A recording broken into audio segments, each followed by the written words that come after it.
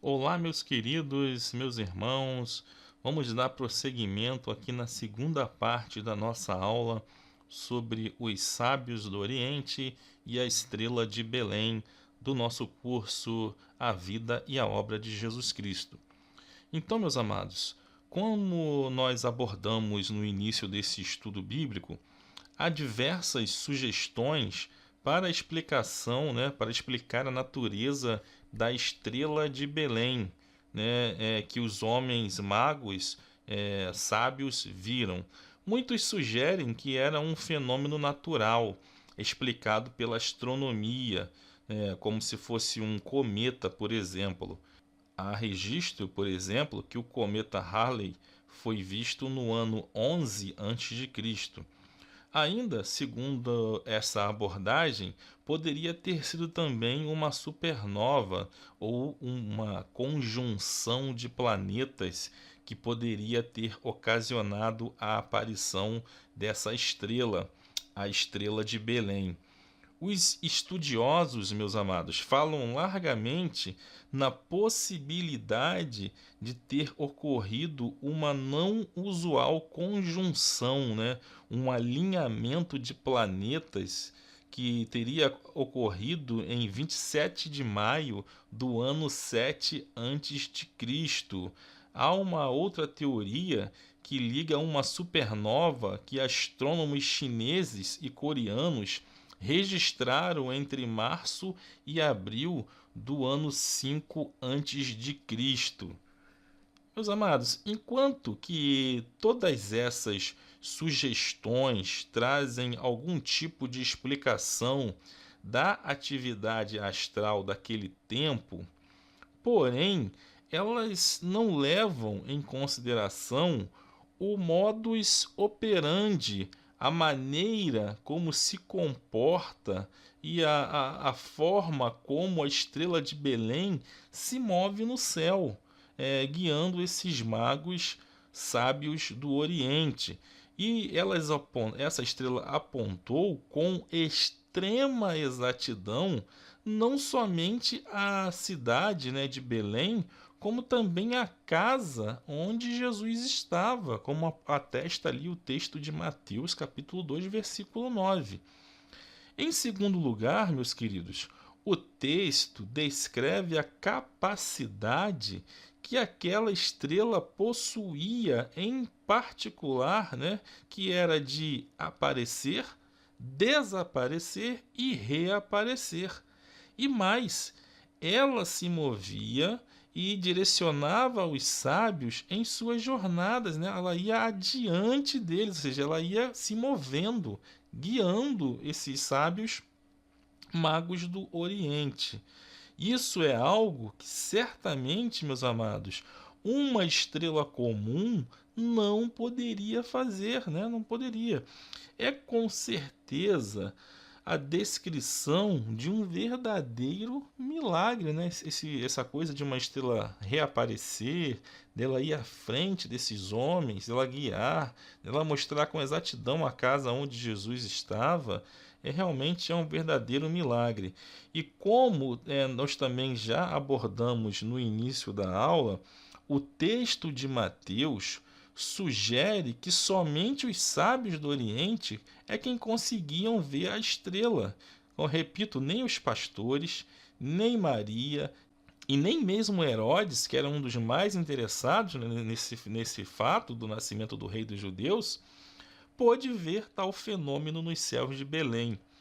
Olhando para o contexto neste capítulo do livro de Mateus, se você analisar todo esse texto e o contexto deste capítulo de Mateus que trata sobre o nascimento de Jesus, nós percebemos, que esse texto ele traz uma sugestão, que liga esse fenômeno com a direta citação de atividade angelical envolvida no nascimento de Jesus.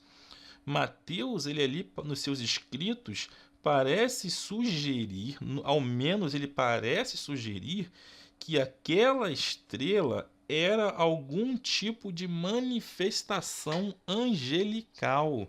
Então, por que eu digo isso, né, meus queridos? Se a gente for ver no texto de Mateus, ali no capítulo 2, a gente consegue perceber que a forma como Mateus escreve esse fenômeno, né, é algo muito interessante, né? A gente vê ali, ó, vamos ler aqui um pedacinho. E tendo eles ouvido o rei, partiram, e eis que a estrela que tinham visto no oriente ia adiante deles, até que chegando se deteve sobre o lugar onde o menino estava. E vendo eles a estrela, regozijaram-se muito com grande alegria. Então, quando eles viram a estrela, eles se regozijam, né? A estrela ia adiante deles, a estrela reaparece, né, e os guia. Então, essa estrela está tomando assim ações que é algo que não seria comum a um fenômeno natural, né? Uma estrela física, uma estrela natural. Esse texto de Mateus que envolve o nascimento de Jesus, ele é seguido de várias citações da atividade de anjos, né? Os anjos estão bem presentes e ativos, né, no evento, né, na passagem do nascimento de Jesus. Se você for ver, um anjo foi enviado aos magos, aos sábios do Oriente, na forma de uma estrela, para anunciar o nascimento do Messias, aquele que iria unir o povo de Israel, né? Como nós vimos, tinha muitos judeus vivendo em Israel e muitos vivendo fora de Israel. Então o Messias seria aquele que iria unir o povo de Deus novamente e salvar o mundo. Os anjos são comumente, meus queridos, na Bíblia, chamados de estrelas, né? Nós podemos encontrar, né, essa descrição para os anjos em diversos textos bíblicos. Eu separei alguns aqui para a gente poder, né, ler e comprovar, né, essa teoria que eu estou levantando aqui nesse momento. Vamos ler então algumas. Quando as estrelas da alva juntas alegremente cantavam e todos os filhos de Deus jubilavam. Está ali no livro de Jó, capítulo 38, versículo 7. Né? Então está aqui Jó chamando os anjos de estrelas. Temos outro texto que diz: E ele tinha na sua destra 7 estrelas, e da sua boca saía uma aguda espada de 2 fios, e o seu rosto era como o sol, quando na sua força resplandece. Então nós temos aqui no livro de Apocalipse, né, capítulo 1, versículo 16. Outro texto: E tu dizias no teu coração: Eu subirei ao céu, acima das estrelas de Deus exaltarei o meu trono, e no monte da congregação me assentarei aos lados do norte. Isaías capítulo 14, versículo 13. E então, meus queridos, os textos da Bíblia, né, eles comparam, né, as estrelas, né, chamam os anjos de Deus de estrelas, né? E nós podemos ver também que os anjos, eles foram usados por Deus para guiar e proteger o povo de Israel quando eles estavam em seu caminho para a terra prometida. E eles também estão presentes no Novo Testamento. Então nós vemos que a ação angelical, ela se dá no Antigo Testamento, né? Guiando o povo de Deus, protegendo o povo de Deus, e de igual forma no Novo Testamento há também a ação de anjos, né? Nas principais passagens do Novo Testamento, inclusive no nascimento de Jesus. Gostaria de ler alguns textos aqui, vamos ler pelo menos dois, né?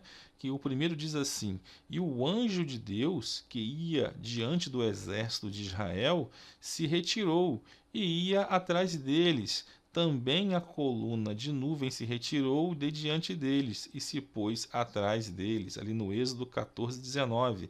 Nós vemos também no Êxodo 23:20 que diz: Eis que eu envio um anjo diante de ti, para que te guarde pelo caminho e te leve ao lugar que tenho preparado.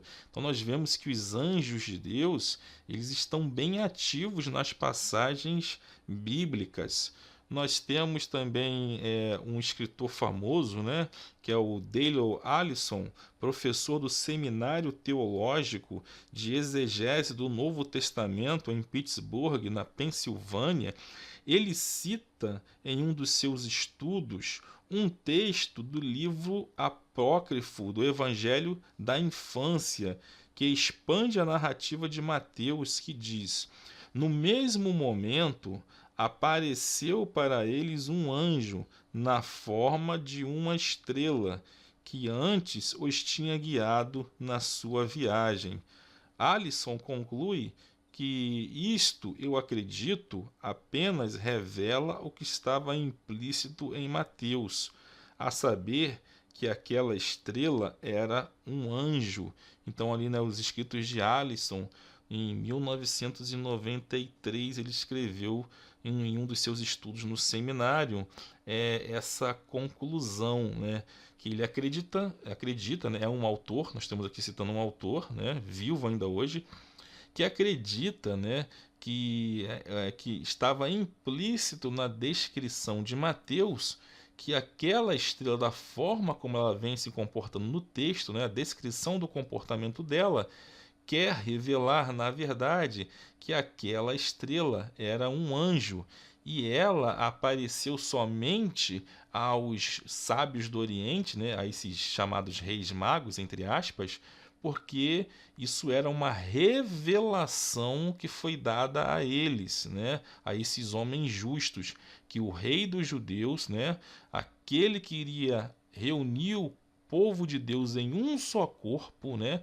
tanto aqueles que estavam na Babilônia, que representavam os gentios, né, e quanto aqueles que estavam ali na terra de Israel, que representavam os judeus étnicos. Então, o rei e Messias, um dia ele vai reunir todos num só corpo, ok? Então, a igreja do Messias, ela é formada por esses dois povos, né?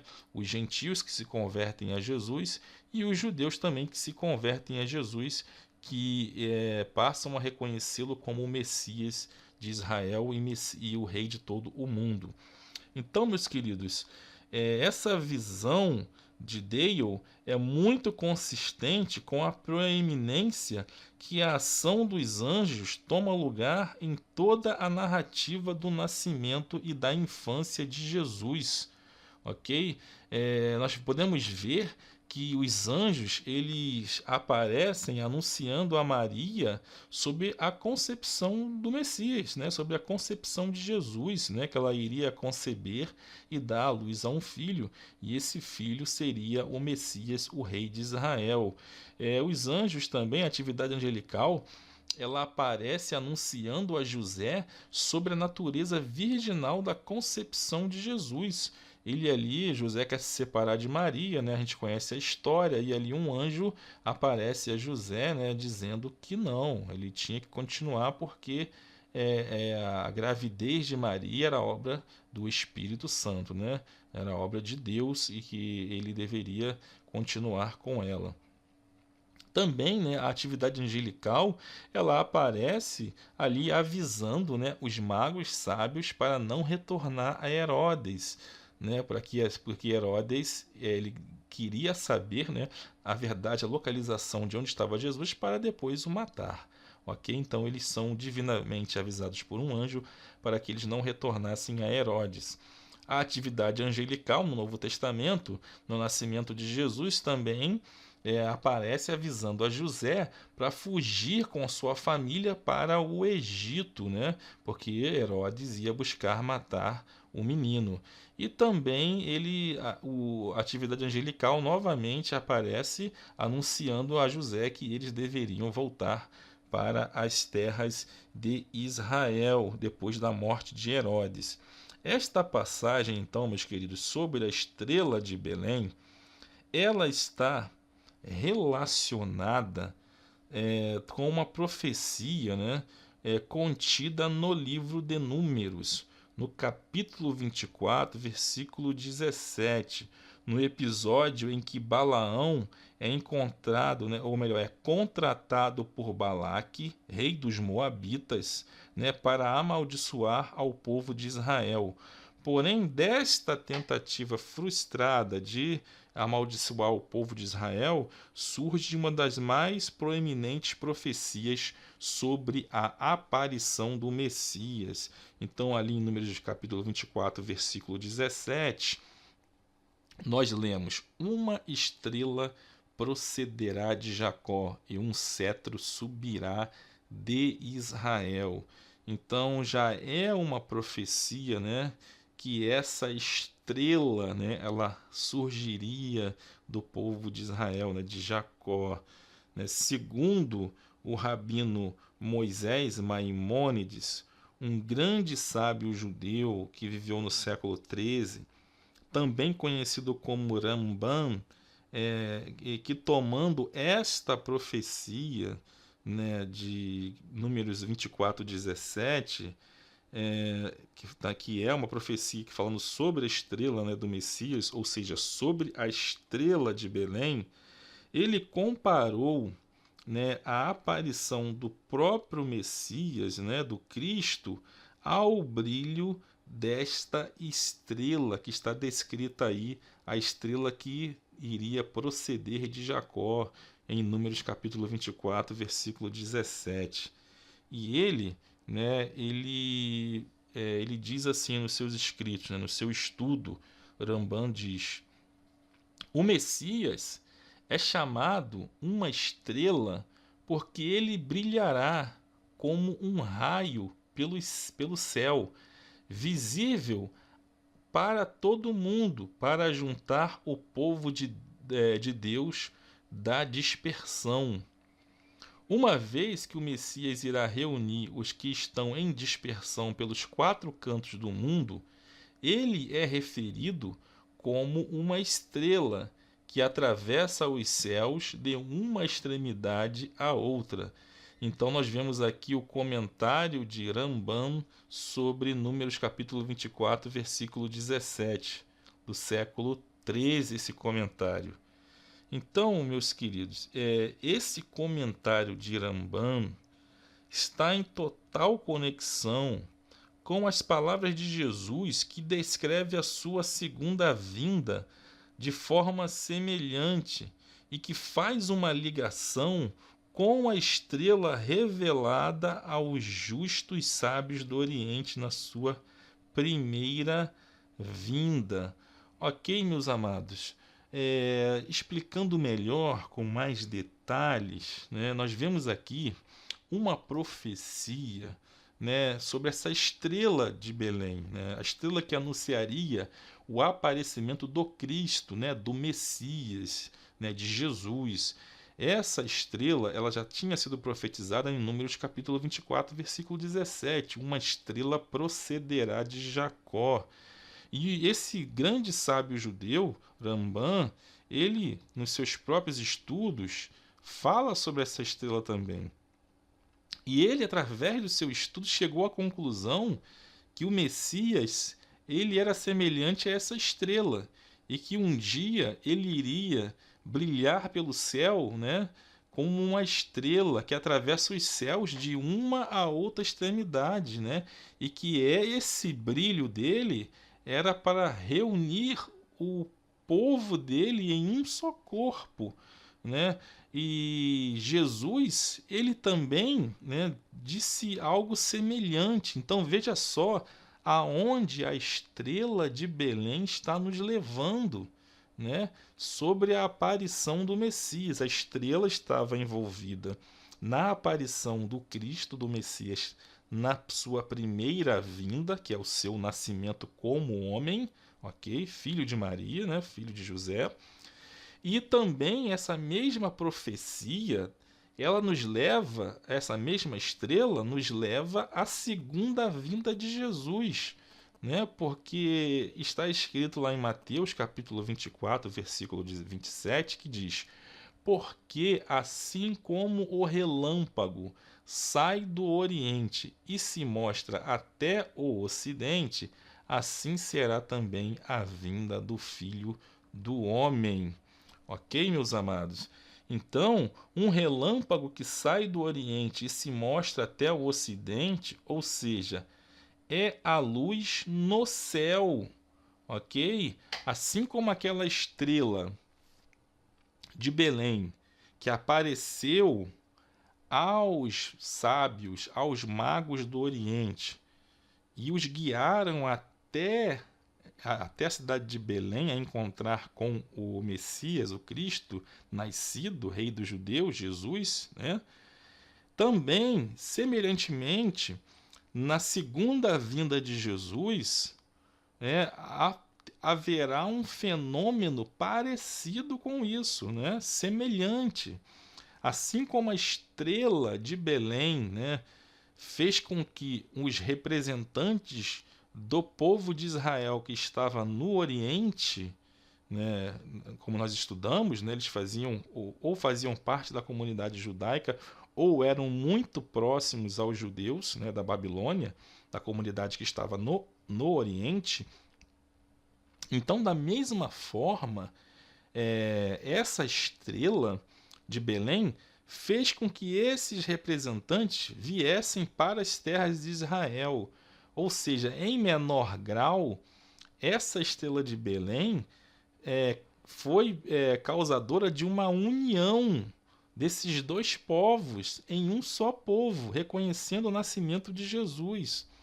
Da mesma forma, né, de forma semelhante, na vinda de Jesus, né, Jesus é comparado também a essa estrela e também é comparado a esse relâmpago, essa luz no céu que irá guiar os povos tanto do Oriente quanto do Ocidente, levando esses dois povos, né, a uma reunificação em um só povo. Ok, meus amados? Assim como o povo, os judeus que estavam na Babilônia, né, foram reunidos com os judeus do Ocidente que estavam na terra de Israel, porque Israel fica a ocidente da Babilônia. E esses representantes do Oriente vieram para o Ocidente e se uniram ali para adorar ao Messias, de forma semelhante, né, na vinda de Jesus, né, esse relâmpago, essa luz que sai do Oriente e se mostra até o Ocidente, ela vai levar ao que? A reunião, né, de todos os povos, de todos aqueles que creem no nome de Jesus em um só corpo, né, formando assim o Israel de Deus, o povo de Deus. Ok? Então, né, na época de Jesus, quando ele proferiu essas palavras, é porque assim como um relâmpago sai do Oriente e se mostra até o Ocidente, né, quando ele proferiu esse discurso, havia o que no povo de Israel? Havia uma divisão. Metade na Babilônia, metade na terra de Israel. Então, Jesus estava dizendo o que com isso? Que um certo dia, quando ele voltasse pela sua segunda vez, ele iria guiar esses dois povos e deles fazer um povo só, fazer um só corpo. E lembrando, meus amados, que os judeus que estavam na Babilônia representam de forma simbólica os gentios. Então, na vinda de Jesus, os gentios que creem em Jesus e os judeus que creem em Jesus irão ser reunidos em um só corpo para formar um povo comprado pelo sangue do Cordeiro, ok? Então tem muita gente que pode dizer assim, não, mas isso aí é uma simbologia, né, do relâmpago sair do Oriente e se mostra no Ocidente, é uma simbologia da velocidade com que Jesus vai voltar, vai ser num abrir e fechar de olhos. Ok, você está correto, realmente quem diz isso está correto. Só que um texto bíblico, ele não tem somente uma interpretação e ele não tem somente um só sentido. Então, no sentido expandido, né, na interpretação expandida, e aqui nós podemos ver que existe um nível de interpretação que corresponde ao remes, que são pistas que as palavras do Messias nos dão, estão envolvidas também com o contexto histórico da época, né? Mostrando que o povo de Israel estava dividido naquela época, né? Metade na Babilônia e metade nas terras de Israel. Então, a partir daí, nós também podemos, seguindo, né, o nível de interpretação remes, que são pistas, para que a gente pudesse investigar melhor o texto, chegando até o contexto histórico, nós podemos falar, sim, que esse relâmpago que sai do Oriente e se mostra no Ocidente é como essa estrela, né? É como essa luz do Messias que vai unir tanto o Oriente como o Ocidente em um só povo, em um só corpo daqueles que reconhecem e que amam o Senhor Jesus. Ok, meus amados? Então, isso é realmente uma profecia.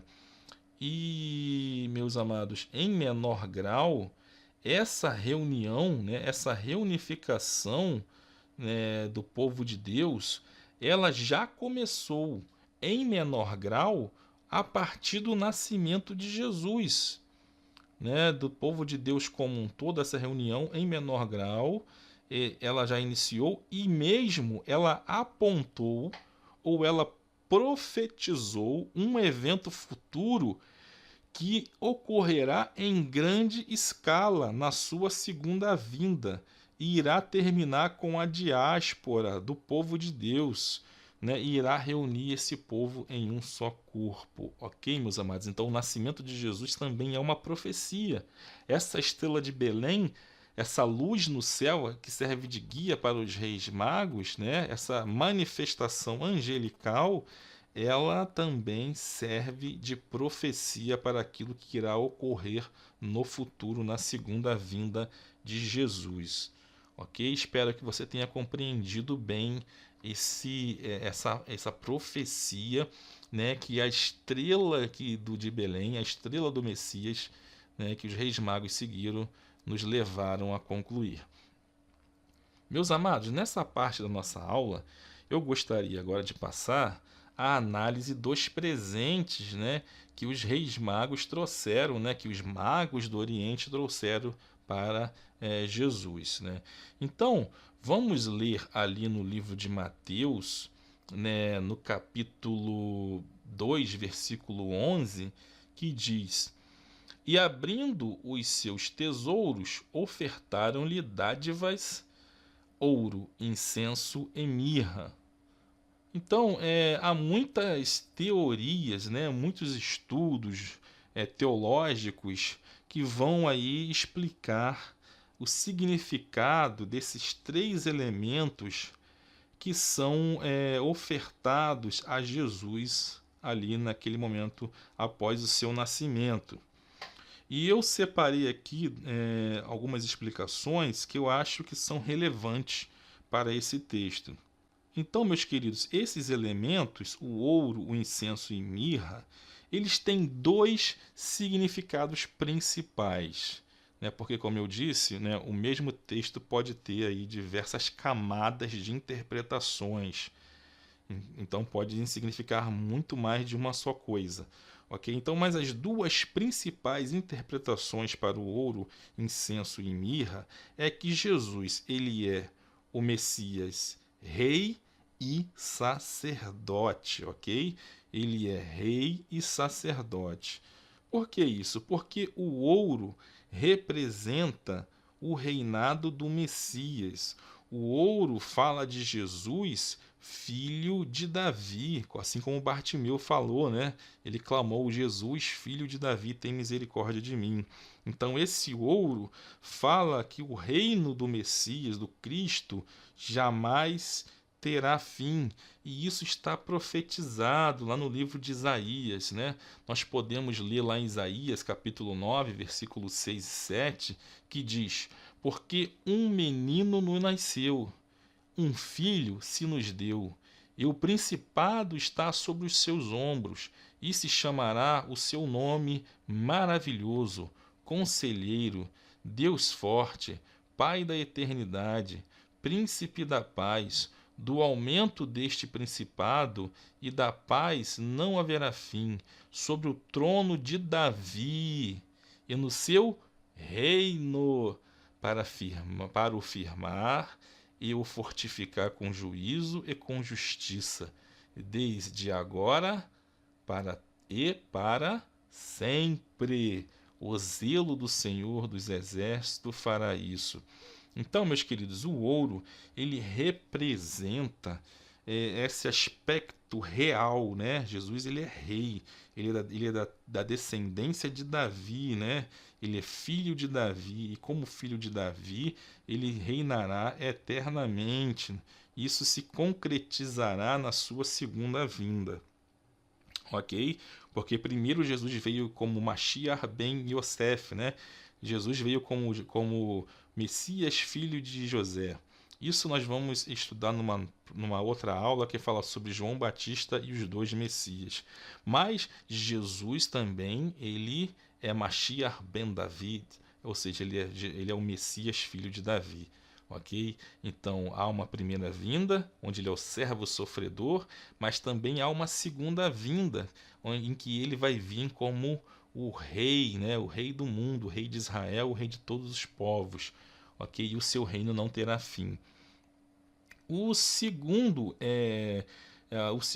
elemento simbólico, né, que nós vemos aqui nesses presentes, vão reunir o incenso e a mirra, né? O incenso e a mirra representam o sacerdócio.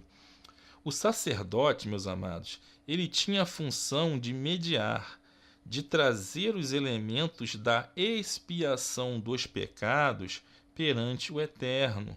Um dos principais elementos que eram usados para a expiação da culpa, né, dos pecados, era o quetorete. O que é o quetorete, né? É o incenso, ok? E esse quetorete, ele é comumente traduzido como incenso. É uma mistura de várias especiarias, tá? Eu coloquei aqui até o original, né? O quetorete, então, é o incenso, né? Uma mistura de várias especiarias. A mirra e o incenso, ou seja, o quetorete, simbolizava a oração e a intercessão do ministério sacerdotal de Jesus, né? Ele é o único intercessor ao nosso favor.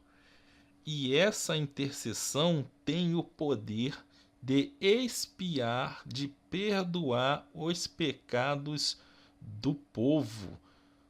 Vamos ver isso, meus amados? Como é que isso se dá? Vamos ver aqui no texto de Números, no capítulo 16, versículo 46 ao 48. Vamos ver como esse incenso e a mirra, elas tinham uma função de expiar a culpa dos pecados do povo e como isso vai se relacionar com o ministério sacerdotal de Jesus através da sua função intercessória pelo seu povo. Vamos ler esses textos de Números? Vamos lá. E disse Moisés a Arão: toma o teu incensário e põe nele fogo do altar, e deita incenso sobre ele, e vai depressa à congregação, e faze expiação por eles, porque grande indignação saiu de diante do Senhor, já começou a praga. E tomou-o Arão como Moisés tinha falado, e correu ao meio da congregação, e eis que já a praga havia começado entre o povo, e deitou incenso nele, e fez expiação pelo povo, e estava em pé entre os mortos e os vivos, e cessou a praga. Então, meus amados, nessa passagem aqui do Antigo Testamento, no livro de Números, foi naquele evento em que houve uma rebelião, né, de Corá, em que eles né, queriam, na verdade, tomar, né, o lugar de Arão, né, e eles trouxeram vários incensários diante da tenda da congregação, né, diante do tabernáculo, né, de Deus. E eles se achavam merecedores de serem os representantes do povo, né, no lugar de Arão, né? E Deus havia escolhido Arão para ser sumo sacerdote, para que seus filhos fizessem a função de sacerdote, né, que era a função de mediar, né, de função de fazer, né, de trazer os elementos que fariam a expiação do pecado do povo, né, para o perdão dos pecados do povo diante do Eterno, né? Então, não é qualquer um que pode fazer esse tipo de ação, né? Somente aquele que Deus escolheu, né? Somente Arão e os seus filhos. Isso era algo muito grave, era uma rebelião muito grave que o povo estava cometendo naquele momento. E o que aconteceu? Por eles, né, terem entrado nesse aspecto sagrado, que não era lícito que eles fizessem, não era lícito que eles tomassem esses incensários, né? Era algo sagrado do tabernáculo. Isso causou uma indignação muito grande no Eterno, né, no nosso Deus.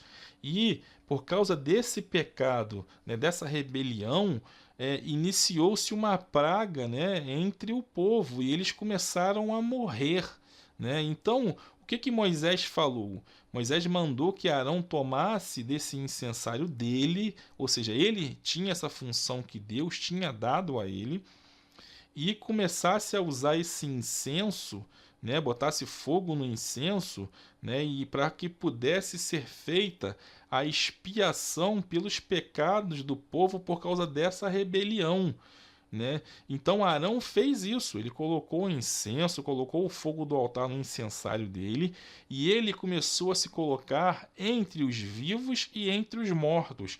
E conforme ele balançava o seu incensário, né, para que esse incenso subisse, né, se espalhasse ali, naquela região onde ele estava, entre os vivos e os mortos, Deus viu, né, esse elemento da expiação, né, o incenso, e Deus aceitou essa expiação e cessou a praga. Então, meus amados, por que Deus aceitou esse incenso, né, que Arão estava colocando ali naquele momento como expiação, né, para perdão dos pecados por essa rebelião do povo de Israel? Deus aceitou, meus amados, porque o incenso, o quetorete, ele simboliza a expiação por meio da intercessão de Jesus, por meio da intercessão do Cristo, do Messias. Então esse incenso, ele era uma tipologia, ele era um remes, ele era uma pista, ou seja, ele era uma simbologia da intercessão que Jesus faria por nós na cruz do Calvário. Ok? O sacrifício de Jesus, não é? Ele é o que torna possível o perdão dos pecados, né, dos homens, né, dos seres humanos. E esse incenso, ele representava essa intercessão de Jesus, né, representa a oração que ele fez, né, por nós, né, ali no Getsemane, quando iniciou o processo da expiação, quando ele suou o sangue, as orações que ele fez, né, depois com o seu corpo sendo castigado em nosso lugar, e finalmente pela sua crucificação e morte e ressurreição. Então esse incenso, ele simboliza a intercessão de Jesus, que é feita de forma contínua, né? Vamos ver como isso se iniciou ali no Êxodo, capítulo 30, versículo 7 ao 8, que diz: E Arão sobre ele queimará o incenso das especiarias, cada manhã, quando puser em ordem as lâmpadas, o queimará, e acendendo Arão as lâmpadas à tarde, o queimará, e este será incenso contínuo perante o Senhor pelas vossas gerações.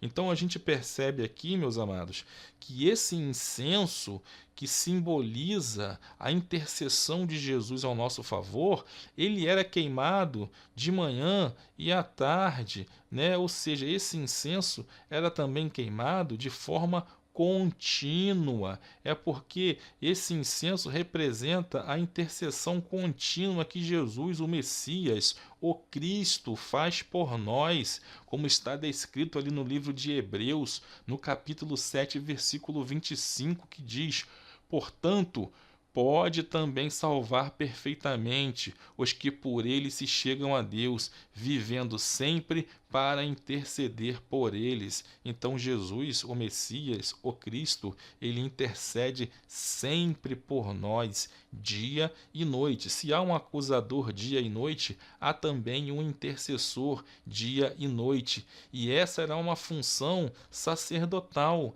é uma função que Arão e os seus filhos tinham como sacerdotes de Israel, de apresentar esse incenso de forma contínua perante Deus. Por quê? Porque a intercessão de Jesus, ela é contínua perante o Pai por nós, e ele intercede para que nós possamos ser perdoados dos nossos pecados, das nossas culpas e das nossas iniquidades. Então, meus amados, estas são duas principais interpretações e simbologias, né, no nível Remes, no nível de interpretação dos textos judaicos, para esses elementos que foram presenteados a Jesus. O ouro representando o seu ministério real como o rei Messias, o rei dos judeus, o rei das nações, o rei do universo, e também o incenso e a mirra, que representam a função sacerdotal eterna de Jesus, que é a expiação pelos nossos pecados, ok? Então essa foi a nossa segunda parte dessa aula sobre os reis magos, sobre os sábios do Oriente. Reis magos é a forma como eles ficaram conhecidos, né? Mas nós sabemos agora que eles eram homens sábios, homens justos, homens tementes a Deus. Ok, meus amados? Então, eu agradeço você por ter ficado até aqui conosco. Espero que você tenha compreendido bem essas duas partes das nossas aulas. Qualquer coisa, você pode entrar em contato aqui pelo suporte, pelo nosso e-mail também, no nosso curso, tá? E eu espero ver você aí na nossa próxima aula. Fica na paz do Senhor Jesus.